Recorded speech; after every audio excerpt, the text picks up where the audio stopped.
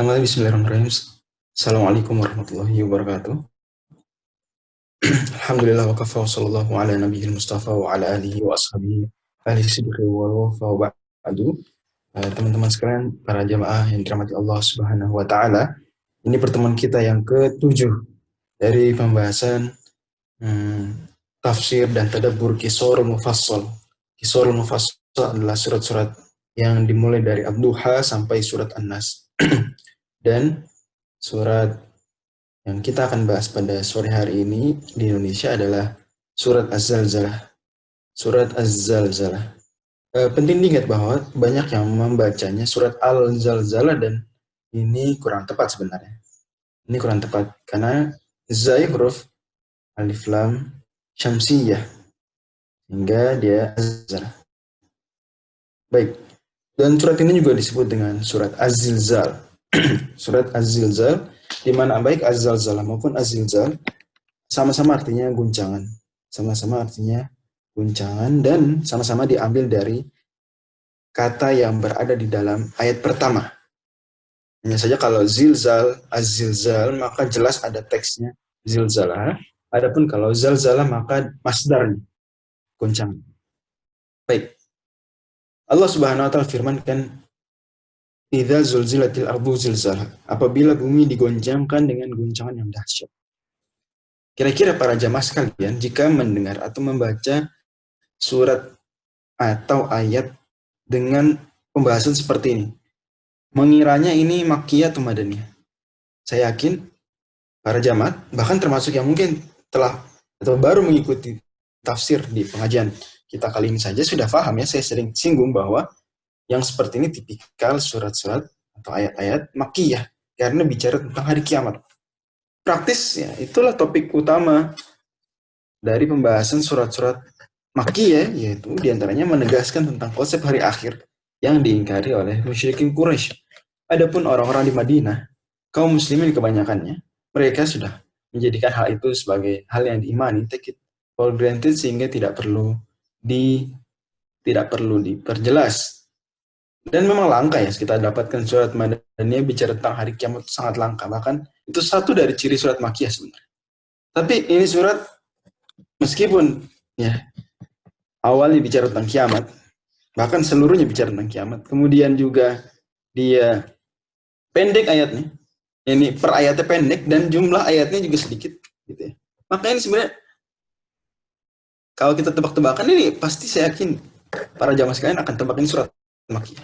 Hanya saja mayoritas ahli tafsir justru berpendapat dengan sejumlah dalil bukti ya, riwayat bahwa Az-Zalzalah surat Madaniyah. Az-Zalzalah surat Madaniyah. Yang berpendapat demikian justru mayoritas ulama, walaupun tetap ada yang berpendapat juga Az-Zalzalah ini surat Makkiyah, tapi Kementerian Agama dalam hal ini di mushaf kita lihat menguatkan pendapat mayoritas ulama bahwa surat ini surat Madaniyah, dan ini pendapat Ibnu Abbas dan pendapat mayoritas ulama. Baik, nanti kita akan ambil hikmah pelajaran tentang kok bisa ini surat Madaniyah malah. Jelas ciri-cirinya Makkiyah, tapi kok bisa? Nanti kita akan singgung. Allah firmankan, jika bumi diguncangkan dengan guncangan yang sedahsyatnya, dan bumi pula mengeluarkan athqalaha, beban-bebannya. Ini maksud dengan athqalaha, ini ada sejumlah penafsiran, di mana di antara tafsiran yang marfu' dari Nabi SAW, sebagaimana diriwayatkan oleh Imam Al-Baghawi, dan juga sejumlah ahli tafsir lainnya, bahkan ini juga diriwayatkan oleh Imam Muslim, bahwa bumi, kata Nabi SAW, memuntahkan isi perutnya emas, perak, dan isi perut lainnya. Berarti nanti bumi mengeluarkan apa yang selama ini kita sebut dengan barang tambang. Dan kejadian ini tentu kejadian di hari kiamat. Bumi kelak akan keluar tuh isi bumi. Ini athqalaha yang dimaksud bagaimana hadis riwayat Muslim. Bahkan termasuk juga ditambahkan fayaji'ul qatil. Diriwayatkan dalam hadis yang sama. Termasuk di antara yang keluar adalah mayat-mayat jenazah-jenazah yang selama ini dikubur, dimakamkan di dalam bumi. Sehingga kemudian Orang yang terbunuh akan bertanya, mana pembunuh saya? Orang yang dipotong tangannya bertanya, siapa yang motong tangan saya? Kemudian terus. Dan itulah momen di mana setiap orang akan dimintai pertanggungjawabannya masing-masing. Dari sini kita dapat pelajaran ya, melihat setting ayat hadisnya dan juga setting ayatnya, bahwa hari kiamat ini nanti di atau terjadi dua tiupan. Tiupan pertama menghancurkan, tiupan kedua membangkitkan. Maka kita bisa bilang bahwa ayat pertama ini tiupan pertama, gitu ya. Tiupan sangkakalanya Israfil yang pertama, ayat pertama. Jika bumi, tatkala bumi digoncanglah sedahsyat-dahsyat. Adapun ayat yang kedua, bumi mengeluarkan isi perutnya, maka ini adalah tiupan yang kedua jika dimaknai dengan penggalan hadis yang barusan, yang keluar adalah mayat. Adapun kalau yang keluar adalah isi perut bumi berupa barang tambang, maka itu masih rangkaian tiupan yang pertama. Maka hadis tadi, hadis riwayat Muslim menyebutkan bahwa yang keluar adalah emas, perak, kemudian juga mayat-mayat. Maka ketika bicara emas, perak ini di tiupan yang pertama.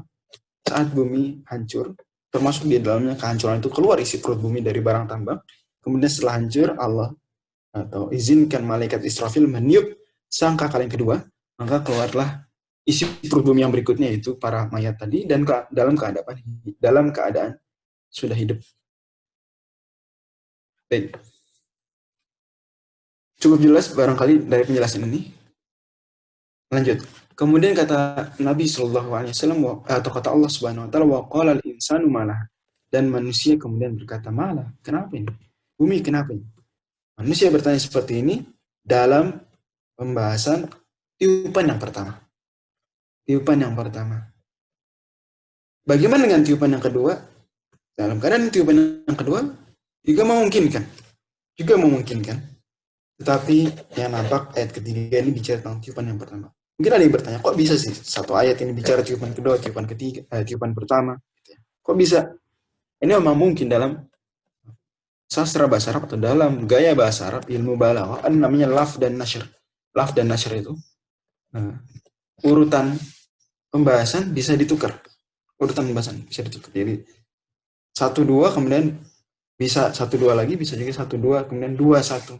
Kemudian satu pembahasan juga jika dia cocok untuk dua pembahasan, maka bisa mencakup makna satu saja, atau makna dua saja, atau makna satu dan dua sekaligus. Bisa 3 kemungkinan tersebut. Inilah yang dikatakan oleh Imam Syafi'i bahwa bahasa Arab adalah bahasa yang luas. Baik. Berkata manusia, kenapa ini? Kata Allah Subhanahu Wa Taala ayat keempat, yauma idzin tuhadditsu akhbaraha, maka bumi pun kemudian menyampaikan beritanya. Apa beritanya? Bi anna rabbaka auhalaha, bahwasanya Tuhanmu lah, Rabb kalian lah yang memerintahkan bumi seperti itu untuk mengeluarkan isinya, untuk juga mengeluarkan isi berupa manusia-manusia yang dikuburkan di dalamnya. Allah yang mewahyukan kepadanya. Sementara kalau kita lihat riwayat-riwayat yang marfu' dari Nabi Shallallahu Alaihi Wasallam, sebagaimana misalnya dalam riwayat yang disebutkan oleh Al-Imam At-Tabari dan juga Al-Imam Al-Baghawi dari Al-Imam At-Tirmidzi, di mana Al-Imam At-Tirmidzi meriwayatkan bahwa Rasul Shallallahu Alaihi Wasallam bersabda ketika membacakan yauma idzin tuhadditsu akhbaraha, pada hari itu bumi menyampaikan berita-beritanya. Maka yang dimaksud dengan berita-beritanya, kata Nabi Shallallahu Alaihi Wasallam ketika bertanya para sahabat, tahu nggak kalian apa tuh berita-beritanya? Atadruna ma akhbaruha? Para sahabat mengatakan Allah dan Rasulnya lebih tahu. Kata Nabi Shallallahu Alaihi Wasallam, fa inna akhbaruha an tashhada ala kulli abdin au amatin bima umila ala dhahriha. Ia memberitahu setiap hamba laki dan perempuan tentang apa yang diamalkan di atas bumi. Jadi bumi kelak akan memberitahu, akan melaporkan di hari kiamat kelak apa yang diamalkan di atas bumi tersebut. Kalau kebaikan, maka berarti kebaikan yang dia akan laporkan. Oh, fulan dulu mengamalkan di atas bumi saya ini kebaikan. Betapa beruntungnya orang tersebut. Lain cerita, mungkin bumi akan lapor bahwa di atas perutnya ini dilakukan dosa, dilakukan keburukan, merugilah berarti orang tersebut. Ini betapa kita dengan mengetahui tafsir ayat ini, bi anna rabbaka awhala, semakin harus waspada, semakin harus perhatian apa yang kita lakukan. Jangan sampai bumi kita ini bersaksi atas kita justru dengan keburukan. Sebaliknya justru kita harus berusaha agar bumi ini bersaksi dengan kebaikan. Baik, itu tadi tentang tafsiran yang marfu dari Nabi SAW. Yauma idzin tuhadditsu akhbaraha. Dan tafsir marfu ini prinsip dasarnya adalah pasti lebih dikuatkan. Prinsip dasarnya tafsir yang marfu adalah lebih diunggulkan. Baik, kita lanjut ke ayat berikutnya di mana kata Allah Subhanahu wa taala, yauma idzin yasdurun nasu ashtatan liyuraw a'malahum. Ini menegaskan makna yang kedua dari akhrajatil ardu athqalaha, yaitu pada hari itu manusia keluar berbondong-bondong, terpencar-pencar. Ini banyak fenomena seperti ini Allah isyaratkan secara implisit dan eksplisit dalam Al-Quran. Liyuraw a'malahum, agar kemudian diperlihatkan kepada mereka amal-amal mereka. Berarti ini penegas tafsiran tadi Nabi SAW, mendukung tafsir Nabi, bahwa ketika Nabi menafsirkan hadithu akhbaroha dengan Nabi SAW mengatakan fa'in akhbaroha antashhada ala kulli abdin aw amatin madza umila ala dhariha. Yaitu di sini Allah sebutkan liyurau a'malum, agar kemudian diperlihatkan kepada manusia apa yang mereka kerjakan.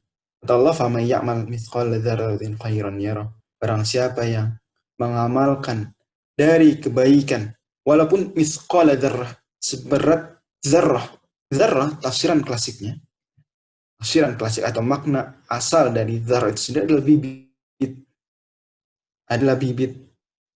Dan makna lain dari zarrah menurut secara bahasa, tafsiran klasiknya adalah semut kecil. Jadi zarrah maknanya adalah semut kecil dan juga maknanya adalah bibit. Biasa orang Indonesia dan juga ini dalam beberapa terjemah Kementerian Agama juga seberat biji sawi. Biji sawi. Jadi bibit dari sawi. Ya, kita semua tahu ya, bibit sawi sangat kecil.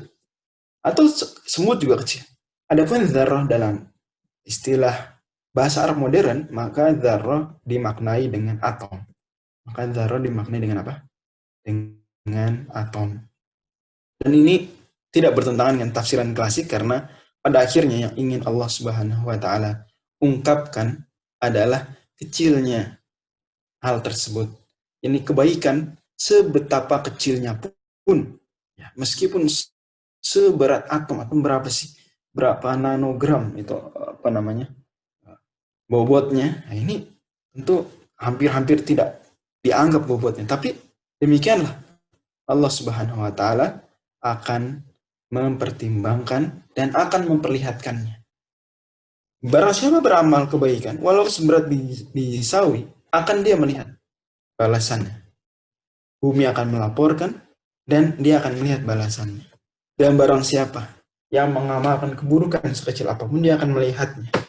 Baik, Ibnu Abbas menafsirkan, tidaklah seorang beriman dan orang yang tidak beriman, orang kafir, beramal kebaikan ataupun keburukan, melainkan akan melihat. Nah, ini menarik. Jadi di sini Allah menggunakan man, faman, gitu ya. Man siapapun. Dan ini dalam ilmu ushul fikih, sebagaimana juga dalam kitab Nihayatus Sul misalnya, dan Badrut Thalib, itu umum, manin umum. Artinya termasuk di dalamnya orang beriman dan orang yang tidak beriman. Menarik. Adapun orang beriman, maka dia akan melihat kebaikannya dan melihat keburukannya. Maka Allah akan, dengan izin Allah, Allah berkenan menghapuskan dan mengampuni keburukannya. Kemudian dia dimasukkan ke dalam surga. Dan ini memang seperti itu konsep akidah Ahlussunnah wal Jamaah, bahwa orang yang beriman jika meninggal dunia dalam keadaan belum bertobat dari dosa besarnya, maka nanti di akhirat dia terserah Allah. Jika Allah mau mengampuni, maka Allah akan ampuni. Dan jika Allah tidak mengampuni, maka dia akan dimasukkan dulu ke neraka dengan seizin Allah berapa lamanya, sampai kemudian Allah Subhanahu wa taala izinkan dia untuk masuk ke dalam surga. Dan begitu masuk ke dalam surga, maka dia kekal di dalamnya. Ini bagi orang beriman. Adapun orang yang tidak beriman bagaimana, kata Ibnu Abbas? Adapun orang yang tidak beriman, maka keburukannya akan diabaikan. Kebaikannya akan diabaikan. Kebaikannya akan diabaikan dan keburukannya akan diperhitungkan sehingga dia dimasukkan ke neraka. Para ulama menjelaskan, maksud kebaikan yang diabaikan bukan tidak dianggap sama sekali. Bukti dia melihat, tetapi kebaikannya tidak bisa memasukkan dia ke dalam surga. Kebaikan yang diamalkan orang yang tidak beriman, ini tidak bisa memasukkan dia ke dalam surga, karena Nabi bersabda dalam hadis riwayat Bukhari Muslim, sungguh sulit tidaklah dimasuki kecuali oleh jiwa yang beriman. Maka dalam hal ini orang yang tidak beriman, kebaikannya tidak bisa memasukkan dia ke dalam surga, tetapi kebaikannya tetap dia bisa lihat ada, tidak bernilai memasukkan ke dalam surga, tetapi bernilai meringankan siksaan dia di neraka. Seperti kasus misalnya Abu Thalib, dia bukan orang beriman, tapi punya banyak kebaikan, maka kebaikannya menjadi sebab dia mendapatkan syafaat, menjadi sebab dia diringankan siksaannya, sehingga kemudian dia mendapatkan keringanan, dia azabnya paling ringan dari semua azab-azab orang di neraka. Penting. Begitu juga kasus misalnya Abu Lahab dalam hadis riwayat Bukhari, dia setiap hari Senin mendapatkan kesempatan untuk minum, ya, dari jarinya. Minum setiap hari Senin, minum. Di neraka tidak ada makan, tidak ada minum. Bahkan sampai surat Al-A'raf mengisahkan kisah betapa orang-orang yang di neraka mereka minta. Wa nada ashabun nari ashabal jannah an afidu alaina minal ma'i aw mimma razaqakumullah. Tolonglah wahai orang-orang yang di surga, lemparkan pada kita makanan atau minuman dari yang kalian dapatkan dari Allah Subhanahu wa taala. Tapi kata Allah, innallaha harramahu ma'al kafirin. Allah larang, Allah haramkan, nggak bisa orang kafir dapat. Tetapi ini konsep dasarnya. Ada pengecualian Abu Lahab dapat kesempatan. Kenapa? Karena Abu Lahab dulu, sebagaimana di surat Bukhari tersebut, bi'ataqati Suwaibah. Karena saya dulu bebaskan Suwaibah. Suwaibah, budak Abu Lahab, dimerdekakan oleh Abu Lahab ketika Suwaibah datang tergesa-gesa menyampaikan kabar gembira lahirnya Nabi Shallallahu Alaihi Wasallam. Nabi lahir, Suwaibah gembira menyampaikan. Dan Abu Lahab paman Nabi, senang. Apalagi ini ponakan yang lahir tanpa ayah. Ayahnya sudah meninggal, si Abdullah, adiknya Abu Lahab. Kan Abu Lahab saking senangnya, dia merdekakanlah si pemberi kabar gembiranya ini, yaitu siapa? Yaitu si Suwaibah tadi. Ini semakin menjadi pesan buat kita bahwa bagaimanapun orang tidak beriman dapat juga kebaikan, tetapi dengan meringankan siksaan. Tidak bisa masuk ke dalam surga, kekal dalam neraka selama-lamanya ketika dia tidak merupakan muslim. Ini hal yang tidak boleh ada keraguan sedikit pun di dada siapapun dari orang Islam. Baik, itu tafsiran dari Nabas terkait dengan surat Az-Zalzalah di akhirnya, bahwa siapapun mukmin dan kafir akan melihat. Dengan demikian, bahkan dikatakan oleh Muhammad bin Ka'ab bahwa orang yang kafir, dia akan menyesal sesesal-sesalnya, sebesar-besarnya. Ketika melihat, aduh andai kebaikan saya dahulu disertai dengan keimanan, niscaya saya akan masuk ke dalam surga. Baik. Kita masuk ke dalam pembahasan lain, yaitu saya seperti biasa akan ada menyinggung beberapa hal yang mungkin muncul di dalam surat ini. Di antaranya adalah keutamaan surat ini, di mana dalam hadis yang diriwayatkan oleh para penafsir, di antaranya Imam At-Tirmidzi, Al-Tabari, Al-Baghawi dan At-Tirmidzi, Nabi SAW bersabda, "Idza zulzilatil ardu ta'dilu nisfal Qur'an." Bahwa surat Az-Zalzalah ini setara dengan pahala membaca setengah Quran. Wa qul huwallahu ahad ta'dilu thulutsal Quran. Surat Al-Ikhlas sepertiga Quran. Wa qul ya ayyuhal kafirun ta'dilu rubu'al Quran. Surat Al-Kafirun seperempat Quran. Oh, ini luar biasa. Surat Al-Ikhlas sepertiga Quran, ini hal yang populer. Oke. Surat Az-Zalzalah setengah Quran. Surat Az-Zalzalah setengah Quran. Ini menarik. Menarik dari sisi bahwa kok bisa Az-Zalzalah setengah Quran.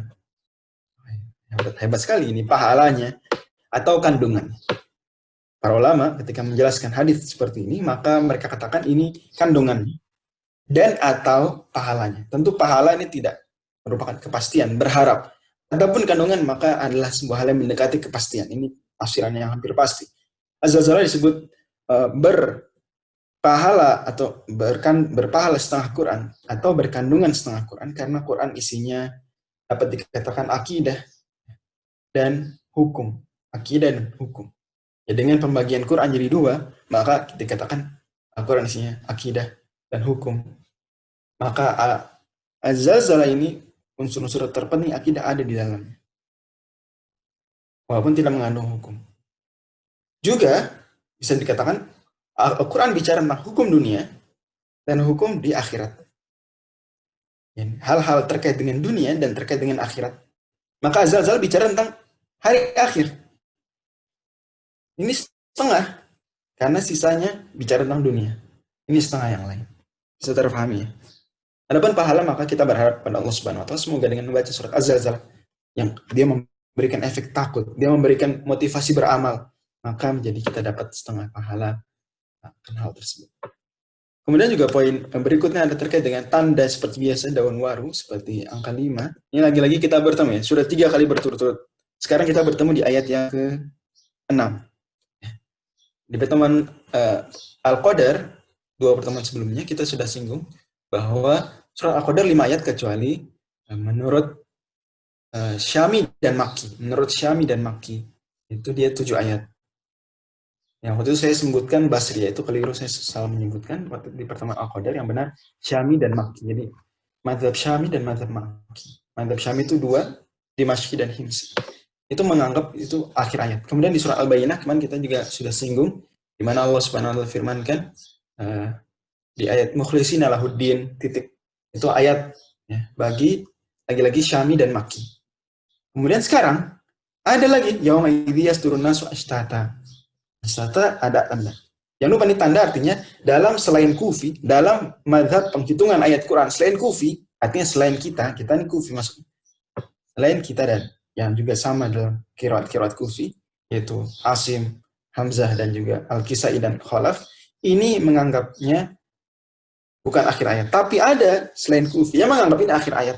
Yaitu dalam hal ini justru mayoritas. Yang Madani, Basri, Makki, Dimashqi, Himsi, ini menganggap bahwa ini adalah akhir ayat. Jadi mereka menghitung surat Az-Zalzalah bukan 8 ayat, tetapi 9 ayat.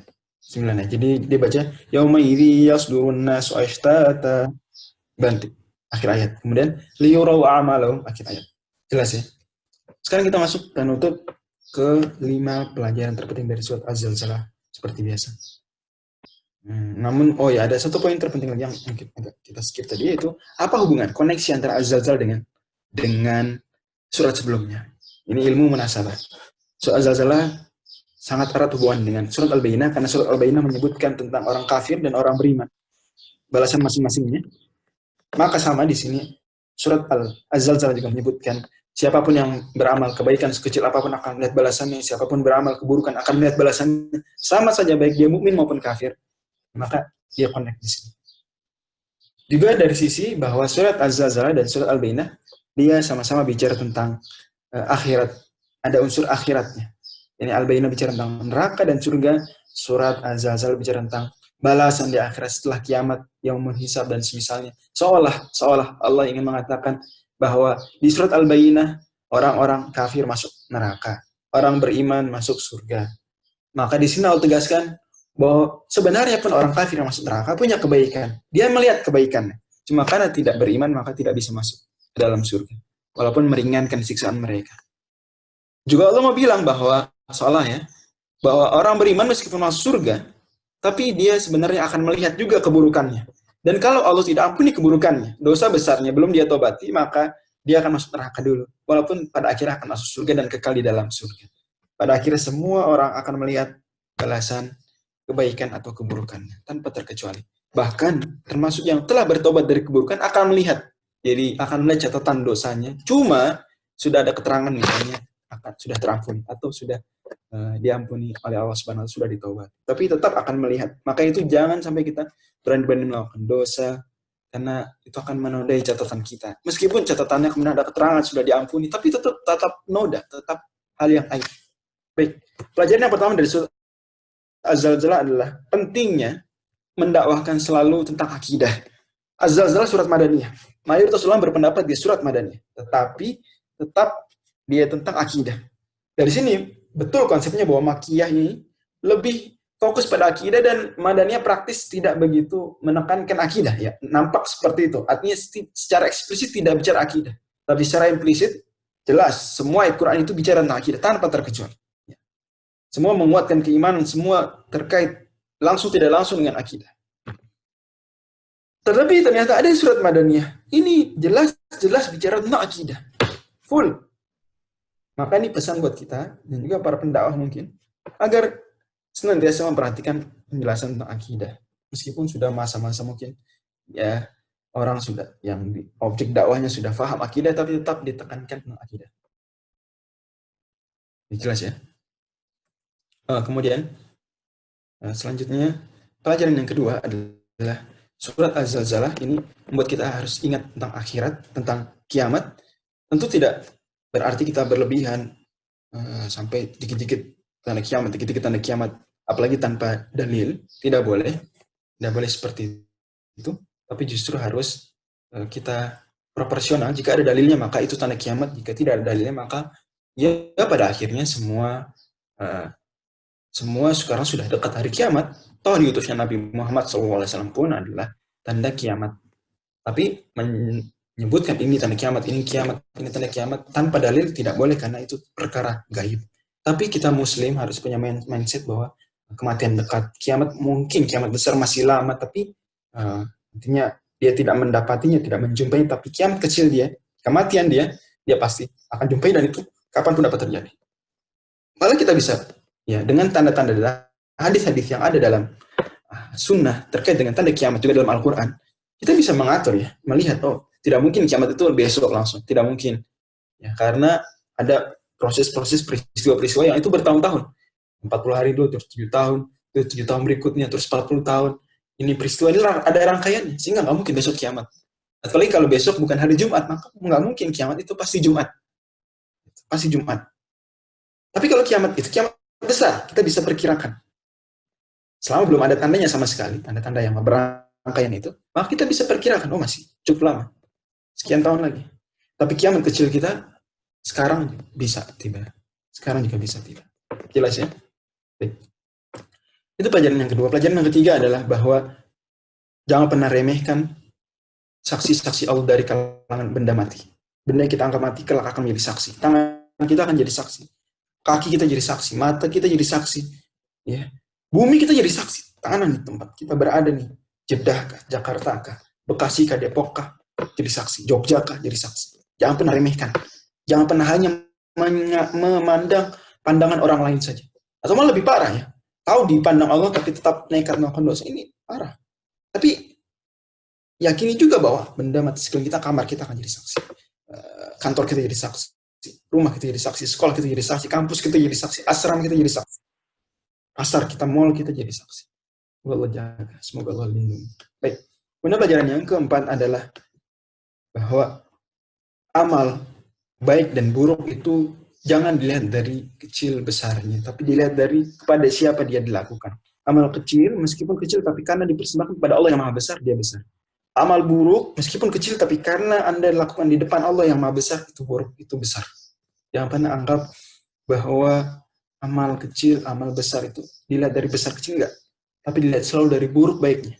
Seburuk-buruknya atau sekecil-kecilnya perbuatan, kalau buruk maka tidak boleh dilakukan. Sekecil-kecilnya kebaikan, jika dia baik, lakukan.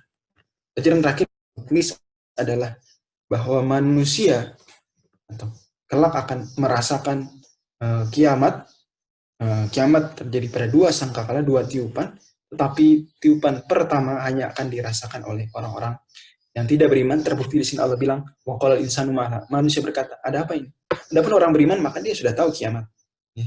Tapi Allah takdirkan, Rasul juga sabdakan bahwa orang beriman tidak akan menyaksikan kiamat. Ya. Kata Nabi SAW, innaha la taqumu illa ala syirril khalq. Kiamat tidak akan terjadi, yakni tiupan pertama kecuali pada manusia-manusia terburuk. Adapun manusia terbaik, manusia soleh, maka sudah meninggal jauh sebelum itu. Sudah meninggal. Tapi kalau tiupan kedua, maka semua akan bangkit.